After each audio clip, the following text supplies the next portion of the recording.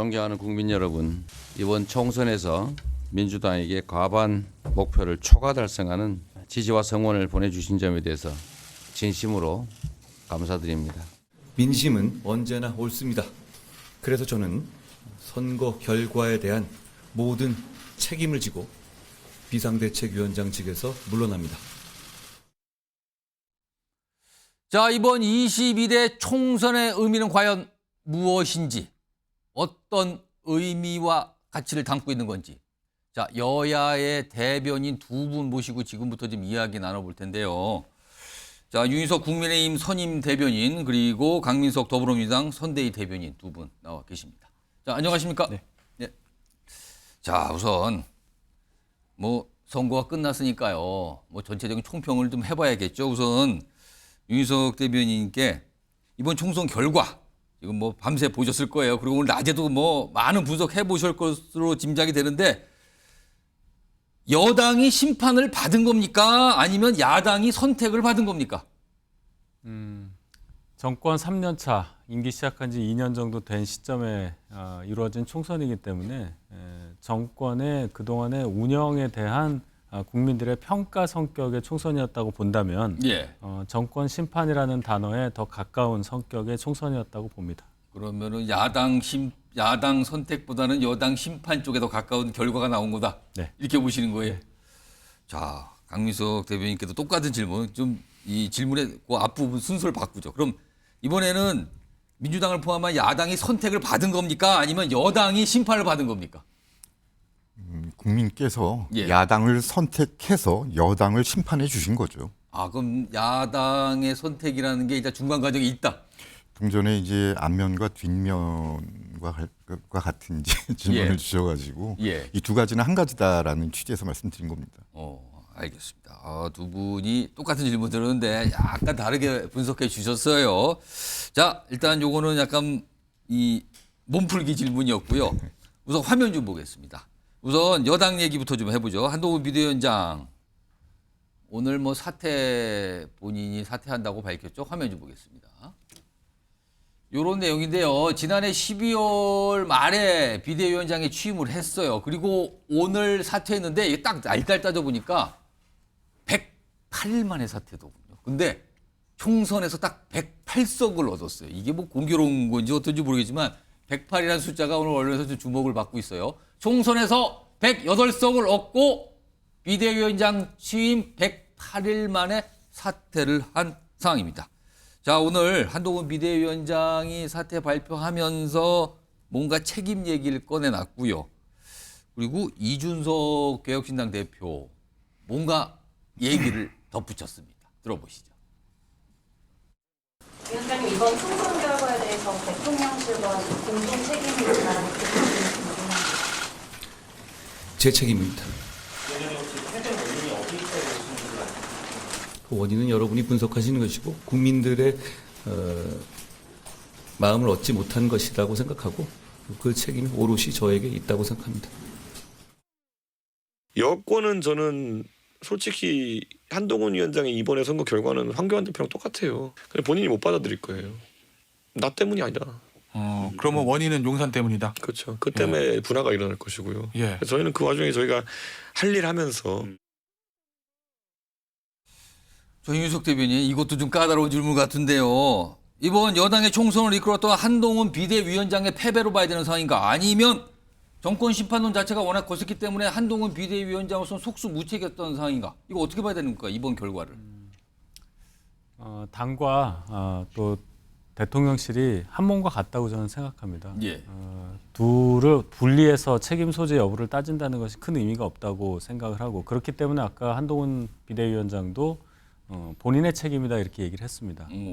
두 가지를 분리하는 것이 논리적으로 맞지 않기 때문에 예. 이렇게밖에 답변을 드릴 수가 없습니다. 그럼 이준석 대표는 뭔가 파고든 것 같아요. 지금 중간을.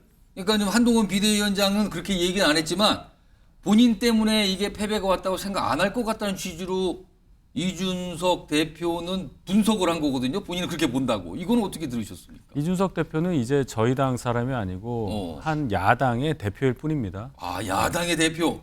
야당 대표니까 여당을 공격하려는 소재로 얼마든지 활용할 수 있는 총선 결과라고 볼 때 이준석 대표의 지금 이 발언은 다분히 정략적인 의도가 깔린 발언이라고 보고 당과 또 용산 대통령실 간의 어떤 틈을 예. 더 벌리기 위한 그런 의도가 숨겨져 있다고 저는 판단합니다. 자, 오늘 한동훈 비대위원장이 사퇴를 했습니다. 그렇다면은 한동훈 비대위 체제가 막을 내린 건데 그럼요. 비대위원장이 물러났으니까요.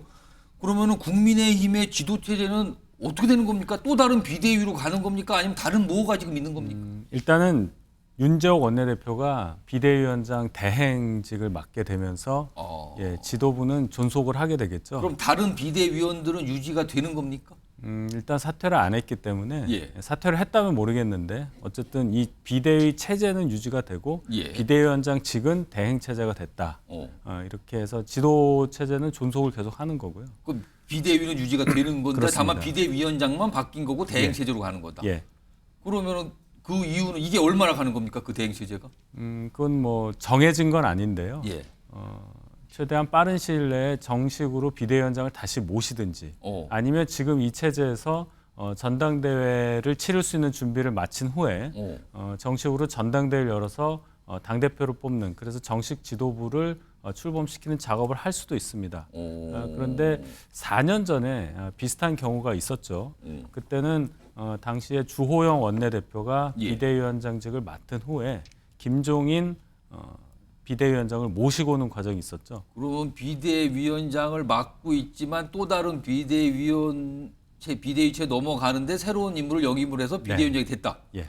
그러면 이번에도 그럴 가능성이 있다는 겁니까? 그건 당에 이제 판단이 있어야 할 텐데요. 예. 전당대회를 연다는 것 자체가 어떻게 보면 어느 정도의 뭐 축제 성격을 갖는다고 본다면 지금 총선을 저희가 이렇게 좋은 결과가 나오지 않은 상태에서 빠른 시일 내에 전당대회를 여는 것이 당원과 국민들께 어떻게 비춰질지를 생각을 한다면 예. 이른 시일 내에 정식 지도부를 선출해내기 위한 전당대회 개최는 좀 어려워 보입니다. 그렇기 때문에 4년 전에도 김종인 비대위가 1년을 끌었습니다. 예.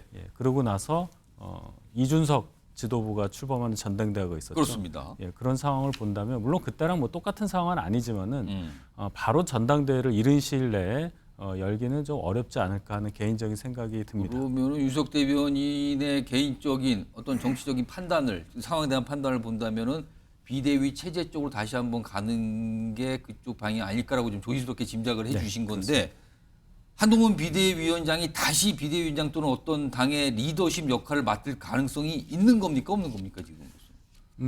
한동훈 비대위원장은 당의 요청에 의해서 예. 장관직에 있다가 비대위원장직을 맡게 된 거 아니겠습니까? 예. 그리고 지금 총선 실패 책임을 지고 물러난 상태인데 본인이 자발적으로 어떤 임무를 맡겠다고 손을 들 수는 없는 상황이라고 봅니다. 당에서 누군가에 의해서 또는 당원, 국민으로부터의 어떤 부름 이런 것이 없다면은 당분간은 예. 당에서 어떤 역할을 맡기는 어려운 상황으로 생각이 되고요. 그것이 해소되려면 일정 정도의 시간이 필요하지 않을까. 그래서 명분 축적과 시간 두 가지가 한동훈 비대위원장에게는 필요한 것이 아닌가 이렇게 봅니다. 향후에 한동훈 비대위원장의 또 다른 리더십 역할을 완전히 부인하신 건 아닌 것 같네요 지금요. 가능성 열어두셨다고 봐야 될까요 제가? 한동훈 비대위원장이 오늘 얘기를 했죠. 정책 계속 하겠다고 그런 약속을 의지를 좀 지키겠다고. 밝혔단 말이에요. 그렇다면은 한동훈 비대위원장이 갖고 있는 그 정치적 영향력 그리고 저희 당에서 생각하고 있는 그 정치적 자산으로서의 위상 이런 거를 감안해 볼 때 분명히 어느 시점이 되면 또 큰 역할을 할 수 있는 분이라고 저는 평가합니다. 이번에 이제 민주당 상황 좀 짚어볼까요, 강민석 대변인님? 예. 사실 민주당은 어제 제가 선거 방송을 하면서 나오신 패널 분들도 그런 말씀을 좀 하신 분이 계신데 선거 막판에 민주당 후보들의 이른바 이제 막말 그리고 부동산 관련 논란들이 좀 있었어요. 그래서 그 논란 때문에 조금 막판 타격을 입은 게 아니라는 시각이 존재하는데 그런 논란이 아니었다면 지금 나온 결과보다 민주당이 더 의석을 얻었을 것으로 판단하십니까? 어쨌든 두 후보 모두 예. 당선이 됐죠. 예, 당선됐어요, 됐고, 후보들은. 그다음에 이 175석이라는 예. 숫자는 이게 우리 당이 과반 이상 확보한 전례가 이번이 세 번째입니다. 예. 두 번의 전례가 있었고 이번이 세 번째인데 그 두 번은 2004년과 지난 4년 전이 2020년 총선 때였거든요. 예. 근데 그때 모두 여당일 때였고요. 예. 이게 지금 175석 야당이라는 거는 아. 어느 정당도 가져보지 못한 야당인데 의석입니다. 저 정도 숫자의 의석을 확보한 것. 예, 그렇습니다. 그러니까 이런 기록적인 대승의 예. 의미를 본다면 선거 대세에 미치는 영향은 좀 미미했다고 할 수 있는데 예. 그럼 제한적으로 어느 정도 영향을 미쳤을 것이냐 그건 누가 답할 수 있겠습니까? 근데 이제 그 부분에 대해서는 이제 앞으로가 더 중요한 것이기 때문에 예. 오늘 우리랑 이제 선대위 회단식에서 예. 그 이해찬 당의 이제 그 어른이신데 예. 이해찬 그 공동 상임 선대위원장께서 당부 말씀을 인상적인 말씀을 하셨어요. 어떤 걸 말씀하셨어요? 국회의원은 예. 어항 속의 물고기와 같다. 그러니까 투명하게 모두가 다 국민이 들여다본다. 그러니까 각별히 언행에 신중해 달라라는 취지의 당부 말씀이셨는데요. 그거는 막판에 있어서 논란을 분명 의식한 걸로 봐야 됩니까? 그러니까 해석을 해주시라고 제가 이렇게 소개를 하는 거고요. 어쨌든 간에 앞으로가 더 중요하다고 말씀드린 이유는 예. 그 천신만고 끝에 당선된 두 분이기 때문에 예. 앞으로 국회에 들어와서 국민의 여망을 잘 받들지 않겠냐 그렇게 기대하고 있다라는 말씀을 드립니다. 민주당상 하나 좀 제가 질문 좀 드리죠. 지금 민주당은 지역구 의석 수만으로도 과반을 넘어갔어요. 그 자체만으로 비례를 빼더라도. 예. 자, 그렇기 때문에 그런 여러 가지 상황을 봤을 때 지금 정치권에서는 이재명의 민주당이 이로써 완성이 됐다는 평가도 나오고 있단 말이에요. 자, 그렇다면 민주당은 8월에 전당대회를 앞둔 걸로 알고 있습니다. 현 지금 이재명 당대표 체제가 끝나면 다시 전당대회가 그때쯤인데 예. 이재명 대표는 그 전당대회 다시 당대표 도전하는 걸로 봐야 됩니까? 조금- 아직은 좀 빠른 것 같기도 조금 하지만요. 일러도 좀 너무 이른 질문이신 예. 것 같기는 근데 한데 또 제가 방송 예, 들어오기 예. 전에 어떤 분들 특히 정치권 인사분들도 이 질문을 좀 꼭 해달라고 말씀하신 분도 있어요. 예, 다행히도 답을 드릴 수 있을 것 같습니다. 그렇습니까? 왜냐하면은 그 같은 질문을 그 기자 간담회에서 받으신 적이 있습니다. 예. 그 첫 번째 이재명 대표의 반응은 예. 허허허였습니다. 크게 들게 그렇다면은 허허허라는 반응을 그거는 보이시고 어렵지 않은가 뜻입니까? 아닙니다. 그 다음 말씀이 분명한 말씀이 있었습니다. 예. 그 당 대표를 해보니까 이게 3D 중에 3D더라, 3D 직종이더라라는 힘들다. 말씀을 하시고요. 앞으로 총선 공천을 한두 번 더 하면 예. 주변에 사람 다 잃겠더라라는 말씀을 하시고 마지막으로 억지로 시켜줘도 예. 더 하고 싶지 않을 것 같다, 예. 더 하고 싶지 않다라고 이제 분명히 말씀을 하셨습니다. 그러나 저기 뭐 정치는 살아있는 생물이라는 유명한 말이 있지 않습니까? 그렇죠. 뭐 대단한 생물입니다. 꿈틀거리니까 이루 말할 수가 없죠. 변화무쌍하죠. 근데 예. 이제 어쨌든 간에 아까도 제가 의미를 말씀드렸습니다만 야당으로서 우리가 이제 175석을 보유하게 됐기 때문에 예. 앞으로 그러니까 이런 그 175석을 이끌어 나갈 정치 리더십은 어떤 리더십이어야 하는지에 대해서는 좀 당내에서 새로운 논의도 있을 것이라고 저는 예상을 하고 있습니다. 그러면은 살짝 열어 두신 걸로 제가 이해해도 될까요? 그러면 가능성에 대해서 말씀대로 이해해 주시면 될 것 같습니다. 알겠습니다. 우리 두 분이 똑 부러진 답은 아니지만 살짝 가능성을 비치시는 답들을 지금 하고 계세요. 자, 이런 상황에서 이번 총선에서 많은 분들이 이구동성 말씀하시는 게 이거는 예상하지 못했는데 나타났던 현상이다. 바로 조국혁신당이거든요. 자, 그러면 지금 압도적인 다수당이 다시 한번 된 민주당과 조국혁신당 어떻게 되는 건가? 화면 보겠습니다. 자, 이 질문이 나오죠. 이른바 이제 이재명의 민주당, 뭐 칙명당 완성한 이재명. 그러면 조국과의 관계는 조국 대표, 조국혁신당의 관계는 무엇인가? 지금 뭐 나오는 정치권 얘기는 뭐 든든한 우군인가? 아니면 차기 어떤 경쟁자가 되는 건가? 뭐 이런 시각들이 지금 상존하고 있어요. 자, 이와 관련된 목소리가 오늘 나온 게 있는데 들어보겠습니다. 조국혁신당이 굉장한 선전을 거뒀는데 관계 설정이나 이런 논이 있었을까요? 네, 있었습니다. 구체적으로 어떤 뭐 협의체를 만든다 이런 거는 없었습니다. 기본적으로 이제 뭐 우당이다 이런 이야기들이 선거 때 있었지 않습니까? 그런 거를 기본 배경으로 하고 향후 전국 운영에 어떤 그 관계 설정을 하는 게 좋은 것인가 기본적이고 다양한 의견들이 있었습니다. 어떤 특검법이든 법안을 실제 본회의에서 통과하려면 반드시 민주당과의 협력이 필수적 아니겠습니까? 그래서 조만간 저는 이제 민주당 측과 공식 정책 협의나 또 앞으로 원내 전략 관련해서 협의를 할 것 같아요. 오늘 민주당에서는 뭔가 조국혁신당 관련돼서 기본적이고도 다양한 의견들이 나왔다. 그리고 조국 대표는 민주당 얘기를 꺼내서 어떤 법안을 얘기를 했죠. 협의를 좀 해야 되는 거다. 각별하게. 이런 얘기가 나왔습니다. 강민석 대변인. 단도직입적인 질문을 좀 드려보죠. 민주당, 조국혁신당과 시간이 걸릴 수는 있지만 결국에는 합당을 하는 걸로 봐야 됩니까? 아니면 그거는 아닌 것 같다라고 봐야 되는 겁니까?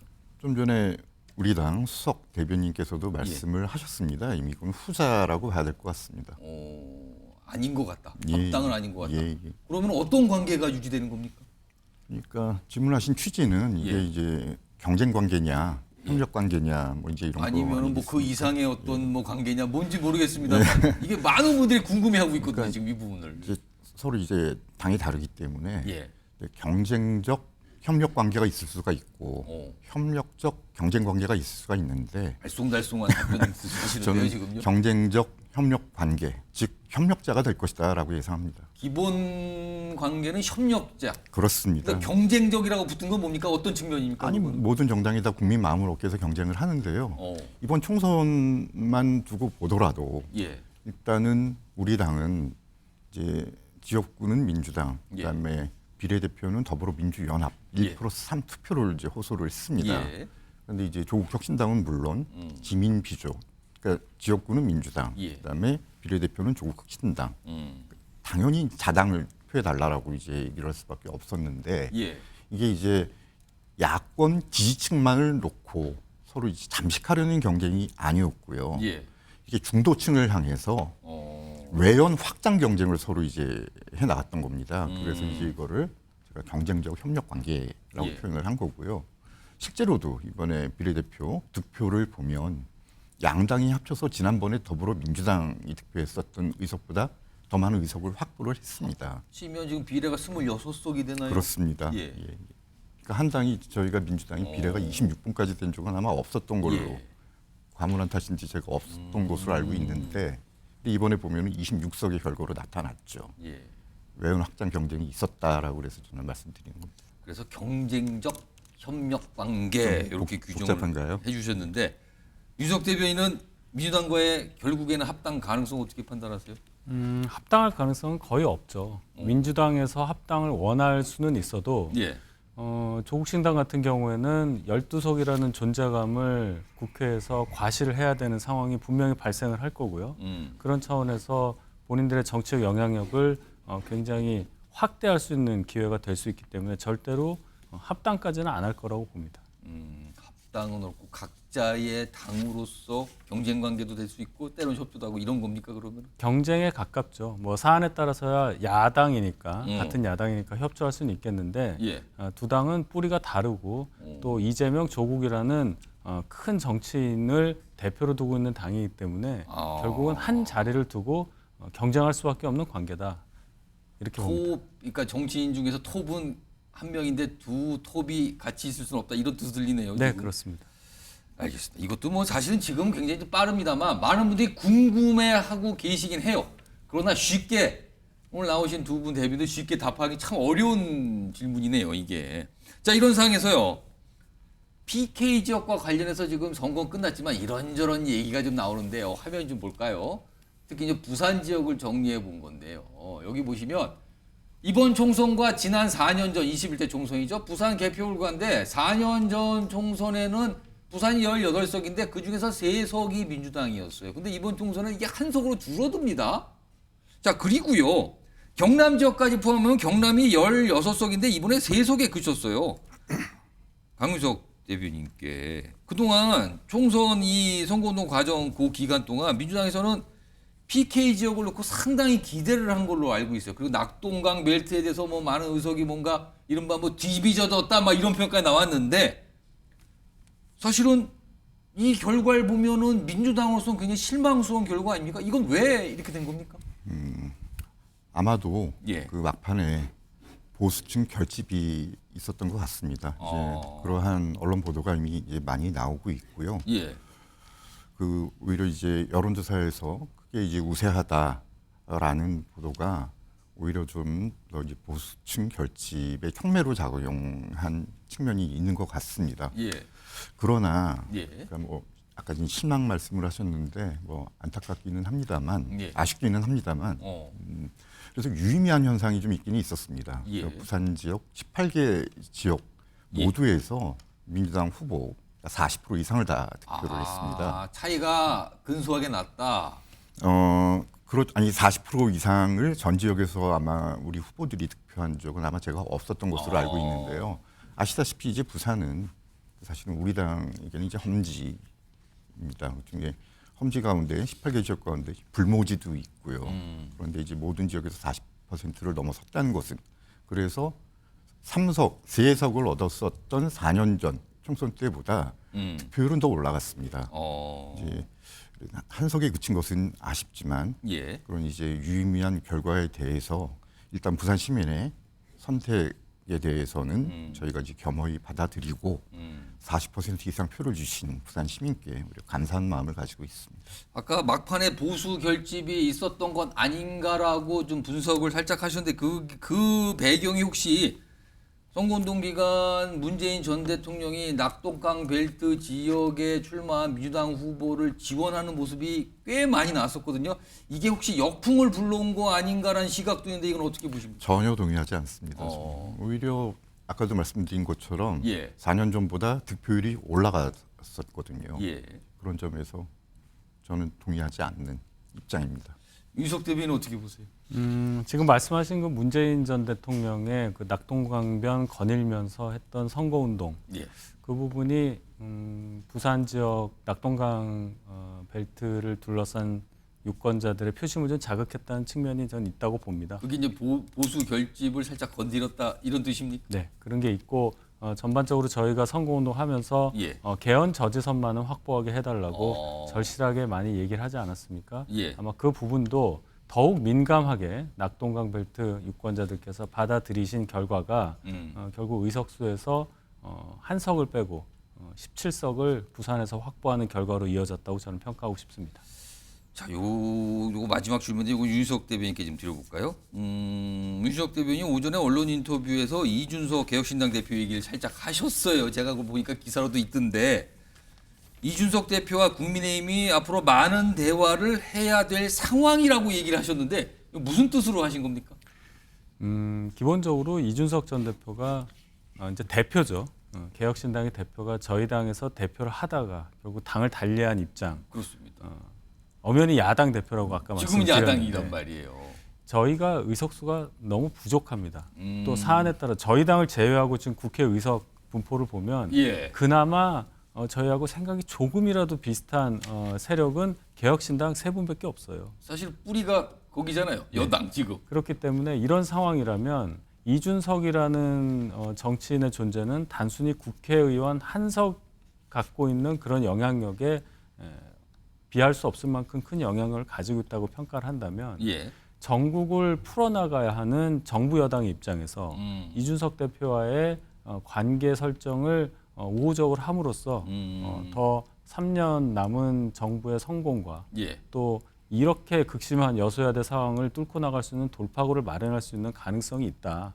그런 차원에서 제가 이준석 대표와의 대화가 많이 필요한 상황이 있을 것이다. 이렇게 표현을 했었습니다. 지금 여당 내에서 그래도 이준석 대표에 대한 여전한 거부감은 여전히 갖고 있는 거 아닙니까? 있습니다. 그래서 제가 대화의 필요성이 있다. 그런 말씀을 드린 거고 선거전을 한번 되돌아보시면 일부에 그치긴 하지만 꽤 많은 분들이 예. 이준석 대표의 그 개혁신당과 단일화까지 얘기를 했었어요. 아, 그렇죠. 막판에 후보 단일화 얘기가 나왔단 말이에요. 그렇습니다. 정치는 현실이기 때문에 더더군다나 여당으로서 맞은 이런 패배, 큰 패배 앞에서는 어느 정도의 정치적인 실리를 취할 수 있다면 이준석 대표 아니라 어떠한 누구와도 협력 관계 또는 대화, 그것을 통한 돌파구 마련은 당연한 수순이라고 저는 봅니다. 자, 오늘 여야 대변인 두 분 모시고 각 당의 상황 그리고 각 당의 상황이나 또 상대 대변인으로서의 의견 뭐 이런 것까지 좀 질문을 좀 드려봤습니다. 자, 오늘 두 분 대변인 고맙습니다.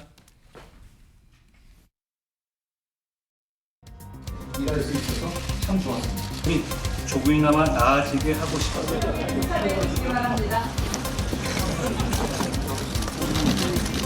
구회 말 투아웃에 투스트라이크면 이제 애매해도 후회 없이 휘둘러야 한다고 생각합니다. 그럴 만한 일꾼들을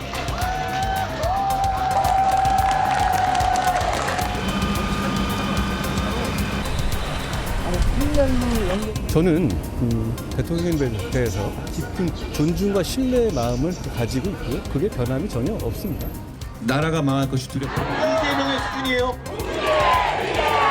저는 시작한 지 100일도 안 됐죠. 저는 너무 억울합니다. 저한테는 한 번도 기회를 주신 적이 없어요. 민주연합 두 정당의 예측 결과 말씀드렸습니다. 민심은 언제나 옳습니다. 그래서 저는 선거 결과에 대한 모든 책임을 지고 비상대책위원장직에서 물러납니다. 자, 한동훈 국민의힘 비대위원장 오늘 사퇴 입장을 밝혔습니다. 비대위원장직은 오늘로써 끝이 난 건데요. 자, 그 자리에서 기자들로부터 그럼 향후 정치 계획이 어떻습니까? 어떤 구상을 하고 있는 겁니까? 이런 질문을 당연히 받았죠. 자, 그와 관련해서도 설명을 좀 내놨습니다. 들어보겠습니다. 어떻게 해야 국민의 사랑을 되찾을 수 있는지를 고민하겠습니다. 쉽지 않은 길이겠지만 국민만 바라보면 그 길이 보일 거라 생각합니다. 100여일간 저는 모든 순간이 고마웠습니다.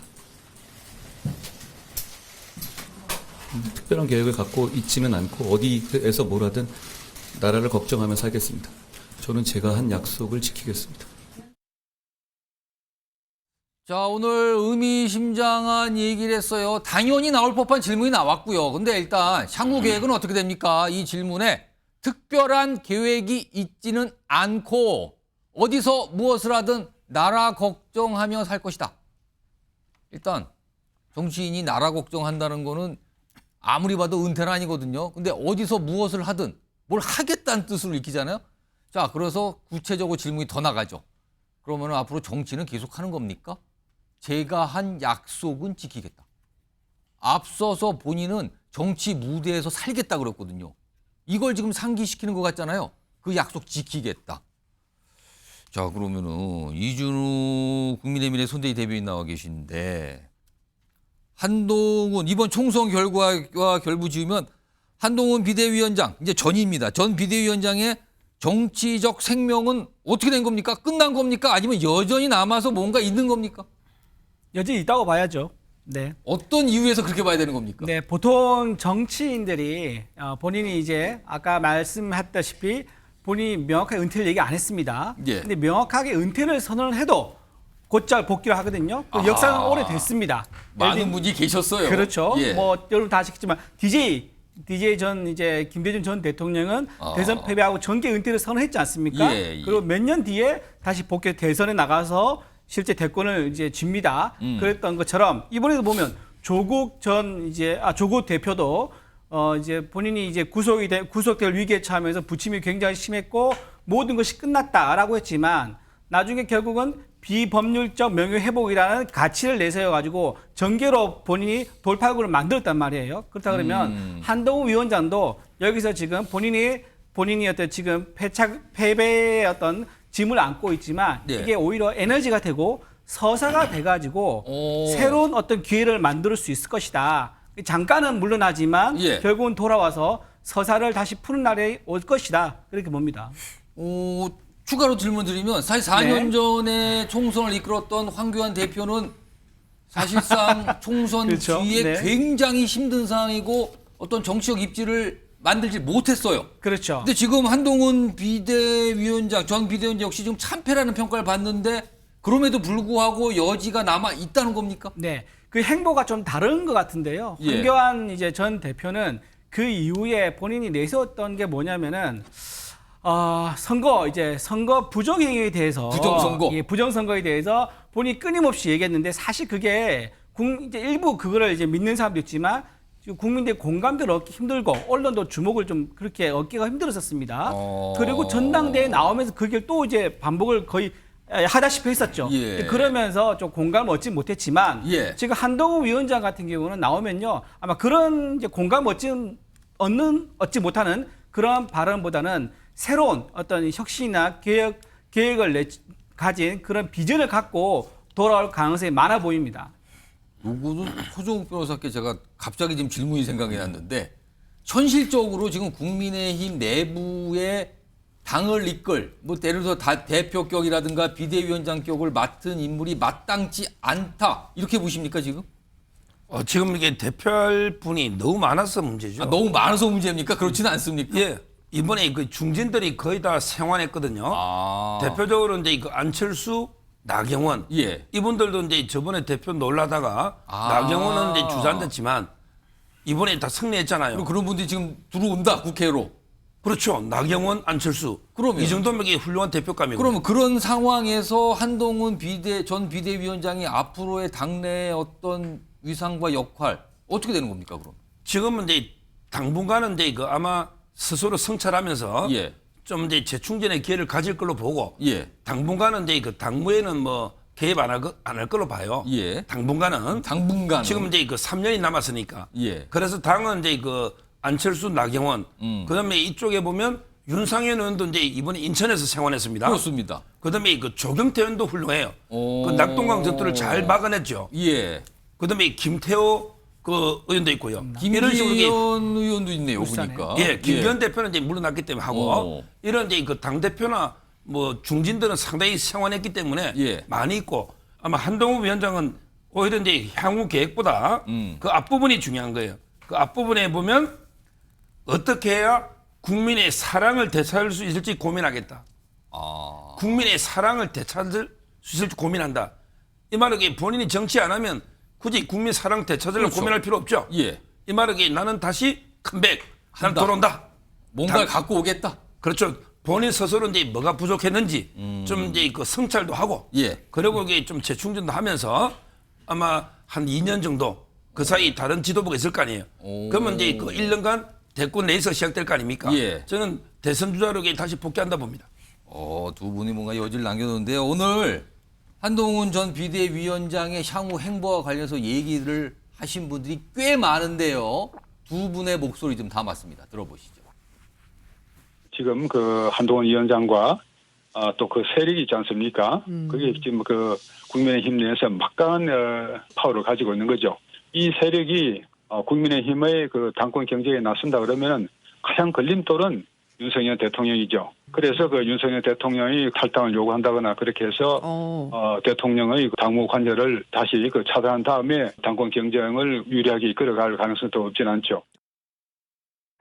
그건 이제 본인의 결심에 딸리고 그다음에 또 만약에 그다음 행보를 가시려면 아무래도 이 당원들의 그런 결집된 의사가 중요합니다. 그런 것에 의해서 이제 결정이 될 것 같습니다. 자, 김상일 정치평론가. 그러면은 한동훈 비대위원장 일단 뭔가 다시 정치적인 입지를 세우려면은 지금 나오는 두 분의 말씀을 좀 가만히 들어보면은 대통령실 용산과의 어떤 선명한 대립각 또는 뭔가 다른 색깔 뭐 이런 게 필요한 거 아니냐라는 걸로 들리단 말이에요. 이걸 어떻게 봐야 됩니까? 근데요. 지금 그걸 생각하면 안 되죠. 지금은 총선에 책임지는 모습을 철저하게 보여줘야죠. 지금 이 기간 동안은 철저하게 보여줘야 모든 게 제 책임입니다. 제가 모든 걸 책임질 테니 다른 사람들의 책임은 논하지 말아 주십시오. 모든 책임을 제가 안고 가겠습니다. 이렇게 하면 이번 선거의 가장 큰 책임은요. 대통령한테 있잖아요. 그러면 사람들이 동정론이 거 아닙니까? 일정 시간이 지나면 한동훈이 그때 뭐 잘못한 건 많지는 않잖아. 오히려 대통령 눈치 보면서 할 말 못한 게 잘못한 거지. 108일 동안 할 만큼을 한 거 아니냐라는 평가가 나올 수 있다. 그렇죠. 왜냐면 개헌 저지선을 지켰잖아요. 사실은 제가 볼 때는요. 제가 볼 때는요, 분위기는요, 200석을 넘기는 분위기였어요. 네? 근데 그 전으로 또 넘어가 보세요. 예. 대통령이 전면에 드러나지 않을 때는요, 민주당의 대패냐 참패냐를 논하고 있었어요. 우리가 이 자리에서. 그렇잖아요? 근데 이종섭 대세가 공항에서 러닝맨 한번 찍고 난 다음부터 분위기가 완전 바뀌었습니다. 시간을 한 달여로 돌려봐라. 3월 중순으로 한번 돌려보십시오. 예? 2주 만에 일어난 현상이에요. 그것도. 근데 그 전에 국민의힘의 총선 전략을 한번 보세요. 뭐였어요? 윤석열 대 이재명이 아니라 한동훈 대 이재명으로 하면 총선 이깁니다. 그 분위기였어요. 이거였잖아요. 그렇게 분위기가 어느 정도 형성되나 보다 하는. 저도 이게 안 될 텐데 되고 있네 뭐 이런 느낌이 들 정도의 런종맨, 런종섭이라고 불리는 이 사건이 일어났잖아요. 예? 그 후부터 진짜 이 미끄러운 경사면처럼 한 발만 내려갈 수 있을 줄 알았는데 정권 심판론이라는 기름이 너무 이렇게 많이 칠해져 있어가지고 한 발자국만 내려간 줄 알았는데 거기에서 굴러 떨어진 겁니다. 저 밑에까지 미끄러워가지고. 자, 그러면 한동훈 비대위원장은 철저하게 책임지는 모습을 보이면 동정론이 저는 일 거라고 보고 국민의 궁금증, 당원의 궁금증일 거라고 봐요. 그 시점이 저는 다음 지선 정도라고 봅니다. 지방선거에 후보들을 막 물색할 거 아닙니까? 2년 뒤인데요. 2년 뒤에. 예? 그럼 2년 동안 참을 수 있느냐? 참아야죠. 왜 좋냐? 자, 지금 민심에 준엄한 심판이 있었습니다. 그러면 이제 당이 어떻게 됩니까? 당정 관계를 정리를 해야 되잖아요. 그 총대를 매는 사람이 있어야 될 거 아니에요. 그게 원활하게 다 맺을까요? 나경원 의원이 와서 할 말을 하겠다. 그러면은 대통령과 그 주변에 강성 유튜버의 그 메시지만 기다리는 그 강성 지지층이 가만히 있을까요? 이거는 사람에 따라 다른 반응이 나온다는 거네요. 그렇죠. 이 한 차례의 방향 정리를 위한 소동을 겪어야 돼요. 거기에 한동훈 비대위원장이 있을 필요가 없습니다. 그러면 지금 김상일 평론가 소정욱 변호사의 공통점은 2년 정도 시간은 보내고 그때쯤에 뭔가 움직이고 준비를 해야 된다. 요 공통점이 지금 나왔는데 요거 아직은 굉장히 빠른 전망일 수도 있지만은 많은 분들이 궁금해하는 지점은 분명히 보여요. 자, 그런 가운데 오늘 총리, 국무총리 그리고 대통령실의 참모들이 사의를 표명했는데요. 화면 좀 보겠습니다. 여기 보시면 총선에 나타난 국민의 뜻 겸허히 받들어 국정 쇄신 이런 얘기가 나왔죠. 오늘 3월 통해서 알려졌고요. 지금 보면은 한덕수 국무총리, 이관섭 비서실장, 그다음에 정책실장, 그다음에 주요 수석들 총리와 대통령실 참모진 사의 표명했습니다. 여권 전체가 뭔가에 대해서 반응을 보이고 움직이는 셈이 됐어요. 오늘요. 자, 이와 관련된 목소리도 있습니다. 들어보겠습니다. 선거가 끝났으니까 아무래도 국면 전환을 해왔던 것이 모든 역대 정부의 국민 여론을 수렴하는 과정이었죠. 그러니까 이런 것들도 대통령실에서 검토를 하지 않겠습니까? 알겠습니다. 어쨌든 지금 국민들께서 이러한 결과물을 내주셨는데 이에 대한 답은 정부 여당의 또 몫이라고 생각을 합니다. 윤석열 정부와 집권 여당도 민심을 겸허히 받아들여야 합니다. 윤석열 대통령은 조속한 시일 내에 제1야당의 이재명 대표를 만나서 향후 국정 운영의 방향에 대해서 논의하고 국가적 과제의 해결 방안에 대해서 큰 틀에서 합의를 해야 합니다. 자, 지금 야당에서 윤석열 대통령을 향해서 이재명 대표를 만나야 될 때가 왔다라는 얘기가 나온 거예요. 지금 이런 사실상의 요구를 하고 있는데요. 김부겸 상임공동선대위원장이 오늘 이 얘기를 꺼냈습니다. 이재명 대표 만나서 국정 운영 논의해야 된다. 하나 더 보겠습니다. 자, 그리고요. 지금 대통령실 고위 관계자. 자, 윤석열 대통령 야당과 소통하겠다는 뜻인가? 그렇게 해석하셔도 좋다. 자, 그렇다면 이른바 요즘은 잘 안 쓰는 표현이지만 그래도 뭐 딱 의미는 확 와닿기 때문에 종종 나오거든요. 영수회담이란 말이에요, 이게. 자, 조승현 민주당 국민소통위 부위원장 나와 계신데요. 만남이 이루어질까요? 어떻게 보십니까 이거? 글쎄 예측하기가 쉽지가 않습니다. 왜냐하면요, 영수회담이라는 것은 사실은 역대 대통령들 좀 다 인색합니다. 왜냐하면 대통령이 야당 대표하고 투샷이 잡히는 것, 즉 동급으로 묶이는 걸 되게 인색해 하거든요. 그런 것도 있지만 사실 무슨 야당에서 이걸 뭐 구걸하는 것처럼 이렇게 보여지기도 하는데 예. 그게 아니라 지금 윤석열 대통령께서 이제 2년이 다 돼가는데 취임한 지 2년 다 돼가는데 야당 대표를 뭐 중범죄자다, 뭐 피의자라 만나는 건 부적절하다 이런 식으로 만나지 않는 것은 뭐냐면은 이재명 대표를 무시하는 것뿐만 아니라 민주당을 지지하는 절반의 국민들에 대해서 무시하는 행위거든요. 예. 그러다 보니까 절반의 국민을 무시하다가 이번에 70%의 국민한테 회초리를 맞은 거 아닙니까? 회초리 정도가 아니라 몽둥이죠. 그런데 그렇기 때문에 야당 대표를 만나서 야당 대표를 지지하는 당원, 야당 당원 지지하는 당원들이나 국민들에 대해서 존중하는 모습을 보여주는 것이 이제 필요하다고 보여집니다. 그런데 이제 그러기 위해서는 대통령이 생각이라든지 이게 바뀌어야 되는데 그거에 대해서 의문을 갖고 있습니다. 바뀌지 않을 것 같다는 생각이 듭니다. 그러면 이재명 대표를 안 만날 것 같다라고 판단하시는 겁니까 지금요? 그러니까 만나야 되는데 이제 그 윤석열 대통령이 과연 자기의 스타일을 바꿀 것인가? 그 윤석열 대통령에 대한 스타일, 개인 스타일과 국정 운영 기조에 대해서 국민들이 심판을 한 거라고 보여지는데요. 근데 개인 스타일이 누구한테도 고개 숙이지 않는, 무릎 꿇지 않는 그 기계, 그거에 대해서 전 국민한테 각인이 됐죠. 예. 그렇죠. 국민들한테도 결코 무릎 꿇지 않고 고개 숙이지 않는 태도를 보였기 때문에 이것이 오만과 독선이라는 비판을 받게 되고 결국엔 정권 심판을 받게 됐는데 이 스타일이 과연 바뀔 것인가? 이게 이제 어떻게 보면 엘리트 특수검사로서의 그런 그 태생적인 한계인데 그것을 바꿀지, 그것을 바꿨다면 진즉에 바꿨고 이런 심판을 안 받았겠죠. 근데 앞으로 과연 바꿀지 정말 물음표가 있습니다. 대부분의 정치인이라면 상식적으로 바꿔야 되는데 윤석열 대통령은 안 바꿀 것 같다는 그런 생각이 좀 있습니다. 요 소정욱 변호사는요. 그러면은 윤석열 대통령과 이재명 대표의 회담, 만남 이거 어떻게 전망하세요? 이건 이제 없다고 보면 돼요. 없다. 왜냐하면 이제 조국 대표는요. 예. 오늘 이제 대법관 출신 대법관이 배정이 됐어요. 그렇습니다. 이분이 정경심 교수를 이제 4년 실형한 분이죠. 이분이. 예. 근데 특별하게 뭐 파기환송이나 이거는 이제 법률심이기 때문에 전원합의체로 갈 이유도 없죠. 얼마 전에 최강욱 의원이 이미 증거 능력 다 판단했고요. 그렇다면 이제 그 부에서 기각될 가능성은 통상적인 확률로 보면 90%가 훨씬 넘죠. 대법원에서. 그렇다면 이게 대법원에 기각되면 어떻게 됩니까? 예. 어떻게 돼요? 어떻게 되는 거예요? 그냥 이게 2년 교도소가 살아야 되는 거잖아요. 근데 교도소에 있는 분하고 어떻게 회동을 합니까? 말이 안 되잖아요. 조국 대표는. 예. 자, 그다음에 이재명 대표. 지금 이제 공직선거법과 위정교사 판결이 임박했습니다. 재판을 받고 있단 말이에요, 지금. 선고가. 예. 대장동 본류 재판은 오래 걸리지만 지금은 이제 공직선거법하고 그다음에 위정교사는 선고가 임박했어요.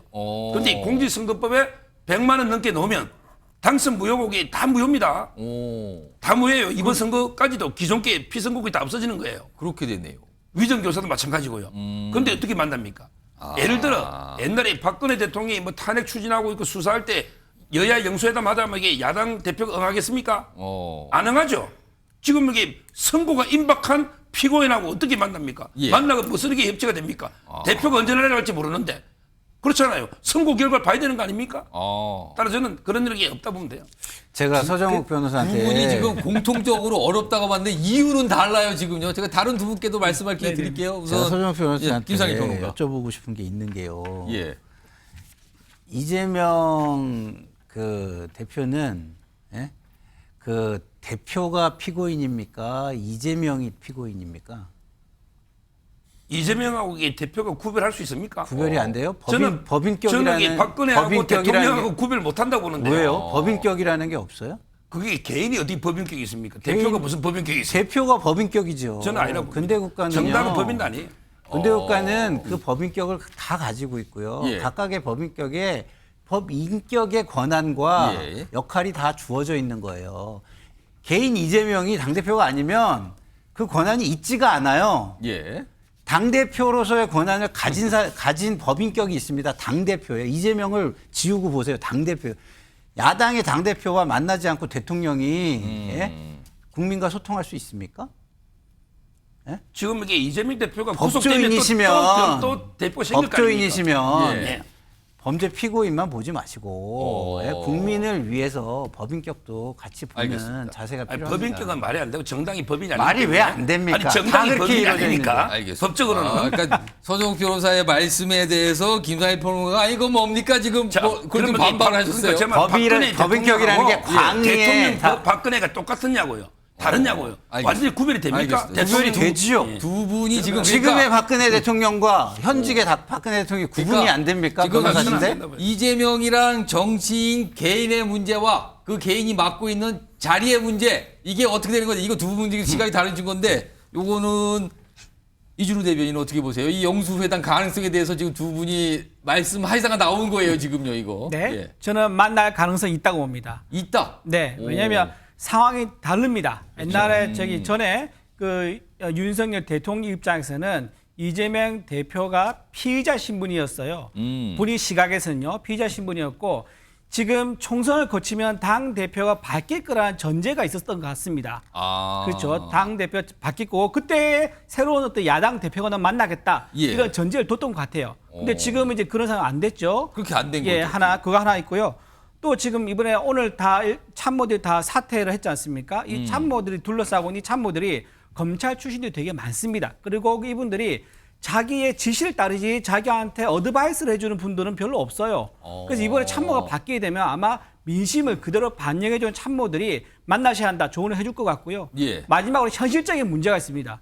지금 특검법으로 지금 윤석열 정부를 흔들겠다고 지금 야당이 지금 뭐 두 가지 특검법 얘기를 꺼내놓은 상태란 말이에요. 나왔죠. 지금요. 근데 이거 말고도 현실적으로 법안 노란봉투법부터 해서 연말 예산까지 이것까지 아주 이제 첨예하게 붙어야 될 그리고 우리가 솔직히 말하면 찾아가서 부탁을 해야 될 이런 입장이 된 거예요. 예. 이런 현실적인 이유 때문에 아마 전향적으로 판단해서 아마 만날 가능성이 저는 있다고 그렇게 봅니다. 지금 짧게만 제가 좀 더 말씀을 의견 주기 드리면 마지막으로 말씀하세요. 짧게만 더 말씀드리면 총선의 결과에 대해서 답을 해야 된다고 성일종 의원이 얘기를 했잖아요. 그게 정치인의 책임이자 의무입니다. 본인은 하늘에서 뚝 떨어진 대통령입니까? 선거의 결과물인 건데. 예.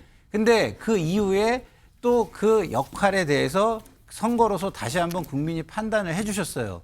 지금까지의 모습이 틀리다고. 예. 근데 선거로 탄생한 대통령이 선거의 결과에 대해서 성일종 의원이 얘기한 것처럼 답을 하지 않고 다른 행동을 한다?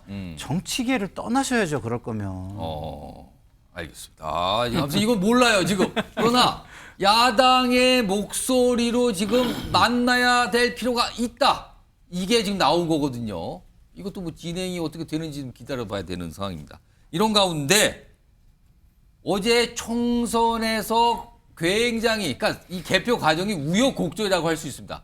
그러나 그걸 거치면서 결국에는 당선된 여당의 중진들이 있는데요. 먼저 화면으로 좀 소개해드리죠. 자, 대표적으로 3명의 인물이 나왔네요. 나경원, 안철수, 김기현. 여당의 중진들입니다. 여기 보면 근데 공통점들이 보여요. 전당대회 당시 연판장 받기도 안 된다. 막 이런 연판장 받아서 뭐 이게 또 논란이 됐었죠. 그다음에 안철수 전당대회 당시 친윤의 견제를 받은 인물이었어요. 그리고 김기현 대표직 사퇴 당시 뭔가 갈등설 물러나냐 마느냐 출마하냐 마느냐 이런 갈등이 있었잖아요. 근데 결국에는 다 당선이 됐습니다. 공통점을 비윤이라고 할까요? 아무튼 찐윤은 아니에요. 최소한 그런 인물들이 중진으로서 다 이번에 당선이 됐는데 자 목소리 좀 들어보겠습니다. 승리의 기쁨을 안겨주신 동작 주민 여러분들께 진심으로 감사드립니다. 이제부터는 제대로 열심히 민심에 맞는 그런 일들을 해야 되겠다는 생각을 하고 있습니다. 지지해 주신 우리 주민 여러분들께 진심으로 감사드리고 남구의 발전을 위해서 제 모든 노력을 다 쏟도록 하겠습니다. 자, 이준우 대변인. 여당의 패배라는 평가를 받는 이 총선 결과 속에서도 이른바 최소한 친윤은 아닌 걸로 간주되는 정치인들이 승리를 했어요. 이건 어떻게 봐야 되는 겁니까? 이거 어떻게 평가해야 되는 겁니까?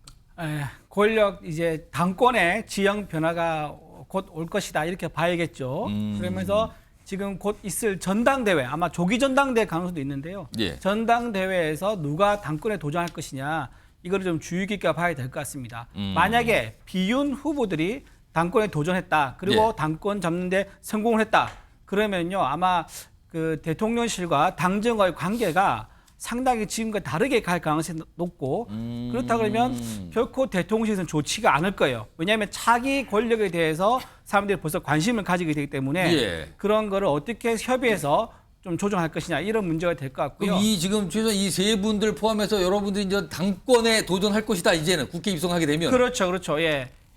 지금 김태호 낙동강 벨트 그렇죠. 최전방에서 지켰던 김태호 김태호 의원도 의원도 있습니다. 예, 당권 도전할 수 있고요. 그다음에 인천에서 기사에 생겼죠. 윤상현 의원 예. 당권 도전할 가능성이 있습니다.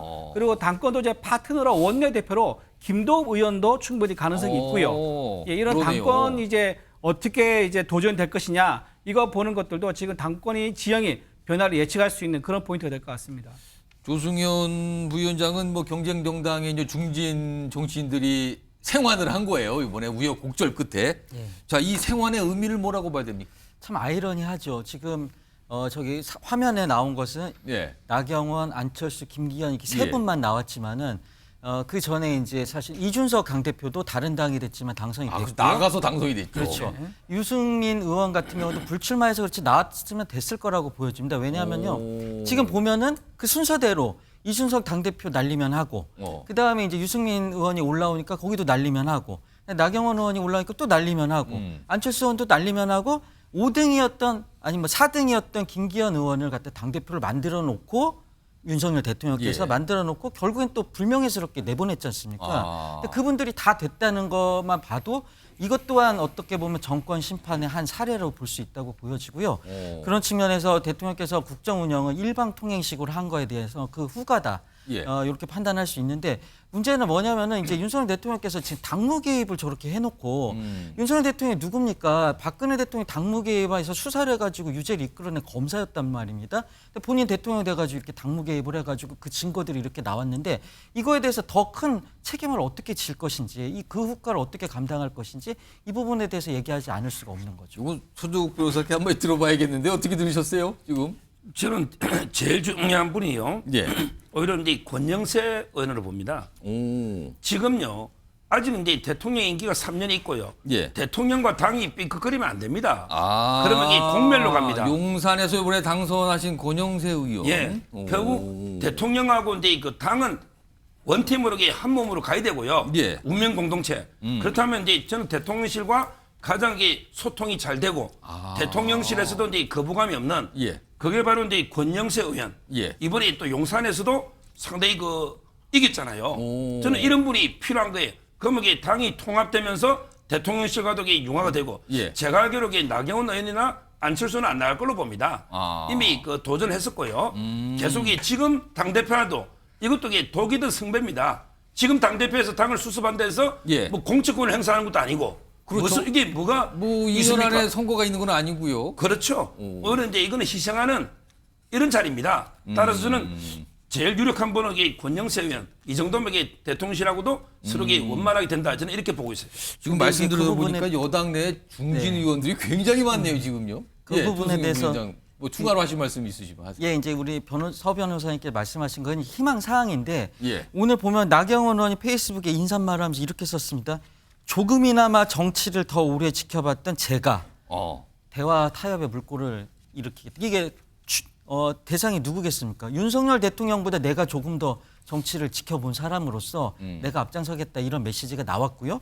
안철수 의원 같은 경우도 윤석열 정부에 대해서 세게 비판했습니다. 국민의 눈높이 안 맞다고. 그렇기 때문에 그 갈등은 내재돼 있다고 보여지고요. 그게 이제 앞으로 터져 나오겠죠.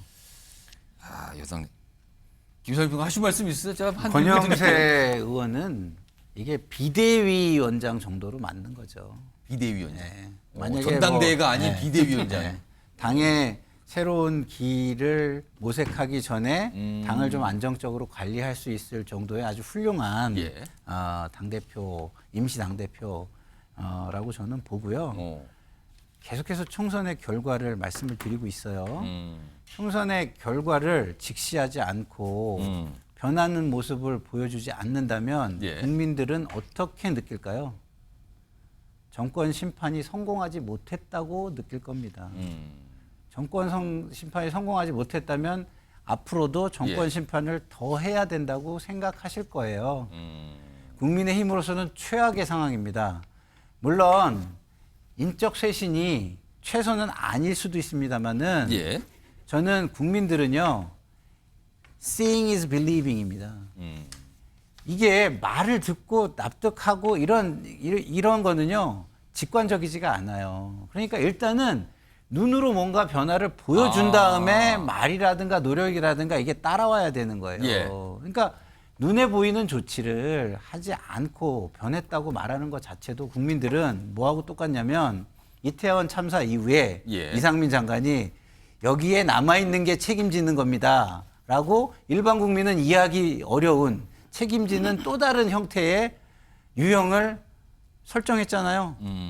만약에 지금 이런 대로 만약에 서정욱 변호사님이 대통령님과 가까우셔서 조언을 많이 해주실 텐데 저런 조언을 들으시면 국민의힘 그다음에 현 정부 정권 심판 국민의 정권 심판 물결 속에서 계속 허우적거리셔야 될 거라고 저는 생각합니다. 알겠습니다. 뭐 하실 말씀 있으세요? 뭐 조언하신다는 얘기까지 꺼내셨는데 지금 제가 이게 대통령을 강력 지지하지 친한 사이는 아닙니다. 지지하지. 알겠습니다. 알겠습니다. 그걸 또 정리를 하시네. 알겠습니다. 자, 다음은요. 이번 총선에 어떻게 보면 최대 이변이라고도 할 수 있습니다. 그동안 나왔던 총선일 전에 나왔던 지지율 여론조사상으로는 굉장히 어려워 보였거든요. 그러나 결국엔 당선이 됐습니다. 그 주제로 가보겠습니다. 자, 이준석의 새 직함 국회의원입니다. 네 번째 도전 만에 된 거네요, 이번에는요. 일단 이거 얘기 본격적으로 하기 전에 그동안 선거 과정에서 있었던 여러 모습이 있는데 가장 대표적인 모습은 한 두 가지만 좀 저희가 정리했습니다. 확인해 보시죠. 내가 이 힘들게 버티고 있는 아들 앞에서 내가 힘들지라고 얘기하면 우리 아들이 무너지겠구나. 그래서 제가 정말 눈물을 삼키고 돌아서고 아무 일이 없는 것처럼 준수가 엄마 냉장고에 밥 해놨으니 내일 아침 챙겨 먹어. 그러고는 집을 나왔습니다. 큰 길로는 됐지. 국회의원이 되는 데 필요하고 그리고 주민들의 선택을 받는 데 필요한 것은 진정성 하나였구나라는 생각을 느끼게 된 그런 선거였습니다. 자, 화면으로 좀 정리해 볼까요? 사수 끝에 이제 국회의원에 당선이 된 건데요. 화면 보시죠. 뭐 그동안 이제 노원 쪽에 대해서 계속 안 되다가 이번에는 경기 화성으로 해서 됐는데, 자, 사수 끝에 여의도 입성한 이준석 성공 요인은 과연 무엇일까요? 여기 세 가지 정도의 어떤 사례인데 영상으로 본 거는 부모님, 특히 어머님의 어떤 눈물의 호소, 이게 영향을 줬을까? 그리고 앞서서 뭐 48시간 무방주세. 근데 이건 다른 후보들도 많이 했거든요. 그런데 보면 총 9페이지 분량의 공보물이 있는데 이게 자필 공보물이래요. 직접 쓰고 그린 거예요, 이거를. 쓰고 그린 거를 대량으로 만들어서 공보물로 배포를 했다는 건데 본인이 막 썼어요, 보니까. 필기체네요. 쓴 글이네요, 직접. 9페이지 분량을 썼답니다. 저것도 정성이라면 정성인 건데. 자, 이준호 대변인. 여론조사상 지지율에서 지던 이준석 후보 승리했어요. 이거 결정적 원인은 어디 있다고 봐야 되는 겁니까? 두 가지 요인이 있는 것 같아요. 한 가지 요인에 결정적으로 딱 됐다기보다는요. 일단 공영훈 후보, 상대 후보, 공영훈 후보가 일단 결격 사유가 좀 심각하게 나왔었지요. 이제 아빠 찬스 이런 문제가 또 있었었고요. 또 딸의 또 이제 취업 의혹도 좀 있었었고 그런 이제 논란들이 좀 불거지는 후보라는 있었죠. 거죠. 근데 거기 대비되는 게 딱 이준석이 마침 그 지역에 출마를 한 겁니다. 본인이 자력으로 본인은 하버드까지 나왔지 않습니까? 나왔고 본인이 또 대외적으로 이제 브라이트로 이제 브레인으로 활동을 많이 했었어요. 거기다가 본인이 저렇게 정성스럽게 자필로 이준석 후보 되게 악필이거든요.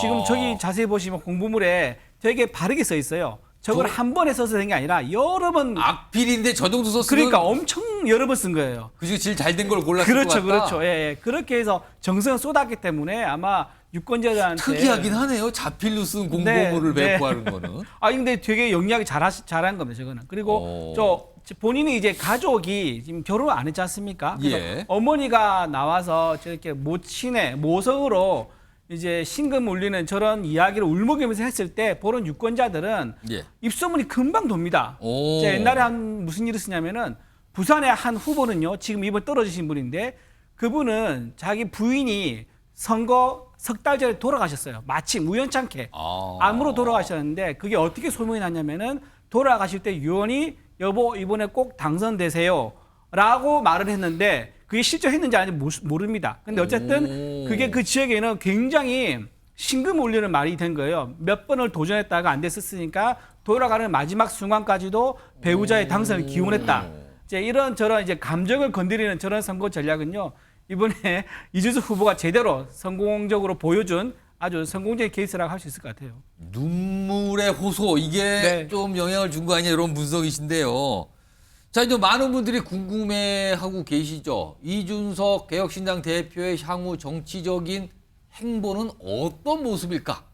그동안 사실 국민의힘 내에서 여러 가지 내용과 갈등이 있은 상태에서 당을 나가서 새로운 당을 만들고 그 과정에서 또 우여곡절이 있었는데 결국 본인이 당선이 되고 개혁신당은 비례의석을 2석을 확보해서 총 3석을 가진 정당이 된 상태거든요.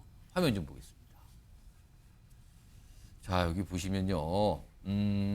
개혁신당이 의석수는 적지만 차원이 다른 의정활동으로 윤석열 정부의 뭐 이런 어떤 문제된 잘못된 지점들을 지적해 나가는 정치를 하겠다. 어떤 본인의 포부 뭐 이런 걸 할텐데 이제 궁금해지는 거예요. 자, 이와 관련된 목소리 좀 들어보겠습니다. 저한테 만약 좀 역할이 주어진다면 저는 윤석열 정부에게 제 개인적으로 뭐 제가 뭐 한 서사를 빼놓고라도 지금 저는 윤석열 정부 하는 일들에 동의하지 않습니다. 저는 당장 이번에 최상병과 박정훈 대령에 관한 건도 당장 저는 총선 이후에 윤석열 대통령이 풀어내셔야 된다 이렇게 보는 거고 이 주장을 하는 건 선명한 야당이죠. 다음 대선 나갑니까? 다음 대선이 몇 년 남았죠? 3년이요. 확실합니까? 예. 자, 화면 보시죠. 뭐 벌써부터 무슨 대선 주자, 뭐 한국의 마크롱이 될 수 있다. 이거 좀 천하람 당선인이 이렇게 얘기해요. 아무도 예상치 못한 지역구 승리를 거뒀다. 이런 거 감안하면 뭔가 대선 관련된 주제에 면모가 있는 거 아니야. 한국의 마크롱도 될 수 있는 거 아니냐. 이렇게 전망을 해놨는데 조승현 부위원장. 여기서 좀 궁금한 거는요. 지금 뭐 마크롱이 되는지 이거보다도 향후에 이준석 대표와 개혁신당이 국민의힘과 손을 잡거나 또는 합당 이렇게 갈까? 아니면 계속 독자 노선을 가는 걸까? 이게 궁금한 지점이에요. 이거 어떻게 보십니까? 저는 좀 합당하지 않을 것 같다는 생각이 듭니다. 왜냐하면 아까 말씀드린 것처럼 윤석열 대통령이 누구한테도 무릎 꿇지 않는 그런 강골 검사의 그 기계를 보여줌으로써 국민들한테 각인됐다 말씀드렸잖아요. 근데 이준석 대표 같은 경우에도 그런 윤석열 대통령과 맞짱 뜨는 순간 사실 대선 주자급 정치인으로 성장했다고 저는 평가를 했었습니다. 그런데 이제 문제는 그 계속 오면서 뭐 이낙연 대표와 합당했다가 분당하는 과정을 통해서 그게 좀 굉장히 상처가 있었다고 평가받고 그것 때문에 사실 3석밖에 못한 거죠.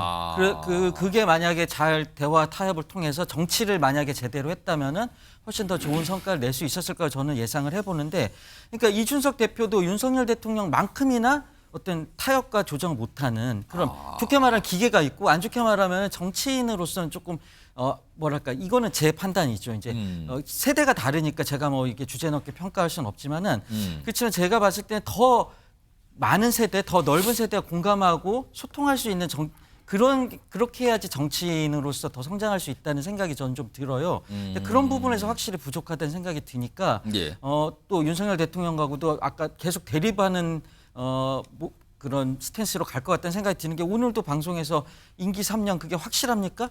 이게 사실 재밌어요. 재미있고 그렇지만 이게 어떻게 보면 정치인으로서 이게 마이너스가 될 수도 있다는 생각이 들어요. 그래서 대립할 것 같다는 생각이 저는 듭니다. 소속 변호사는 어떻게 전망하세요? 국민의힘과 뭐 손을 잡거나 또는 같이 뭐 합하거나 아니면 그게 아닌 반대 방향으로 독자 노선을 계속 가는 거 어떻게 전망하십니까?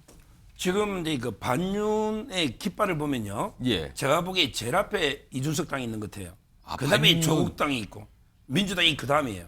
그럼 이만하게 가장 반윤. 조국혁신당보다 더 앞에 있는 거예요 지금? 그렇죠. 본인은 이제 그 오히려 예. 같은 당에서 이제 그 분탕질 치다가 이제 쫓겨나다시피 했잖아요.